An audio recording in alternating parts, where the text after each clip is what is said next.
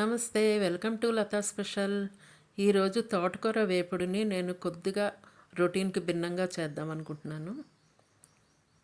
దానికి ప్యాన్లో కొద్దిగా ఆయిల్ హీట్ చేసుకుని కట్ చేసి పెట్టుకున్న తోటకూరనంతా కూడా వేసి చక్కగా వేయించుకోవాలి.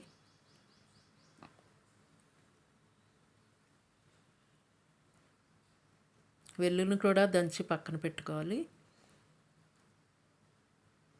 ఇలా బాగా వేగుతున్నప్పుడు కొంచెం పసుపు సాల్ట్ వేసుకొని కొద్దిగా షుగర్ యాడ్ చేసుకోవాలి, ఎందుకంటే కలర్ చేంజ్ అవ్వకుండా ఉంటుంది.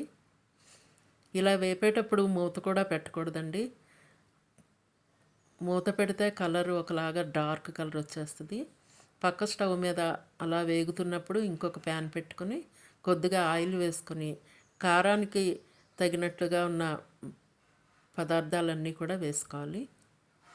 ముందుగా ఆనియన్స్ అంటే ఉల్లి, తర్వాత వెల్లుల్లి, ఎండుమిర్చి వేసి వేయిస్తున్నాను. జీలకర్ర ధనియాలు కూడా యాడ్ చేస్తున్నాను.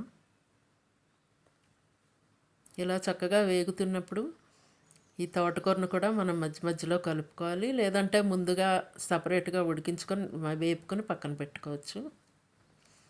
ఇలా బ్రౌన్ కలర్లో వేగిన ఈ మిశ్రమాన్ని మిక్సీ జార్లో వేసుకొని మెత్తగా గ్రైండ్ చేసుకోవాలి. ఇలా గ్రైండ్ అయిన ఈ మిశ్రమాన్ని ఇలా ప్యాన్లో వేసుకుని చక్కగా ఫ్రై అయిన తోటకూరను కూడా యాడ్ చేసుకుని బాగా కలుపుకోవాలి.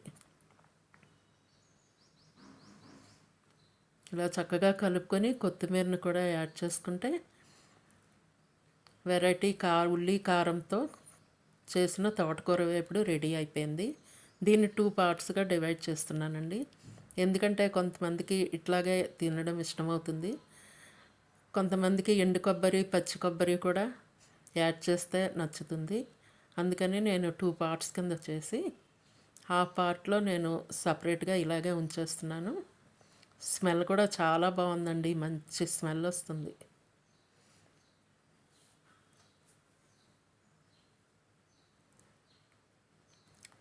మిగిలిన సెకండ్ పార్ట్లో ఎండు కొబ్బరిని యాడ్ చేస్తున్నాను. ఒక 3 స్పూన్స్ వేసుకొని చక్కగా కలుపుకోవాలి.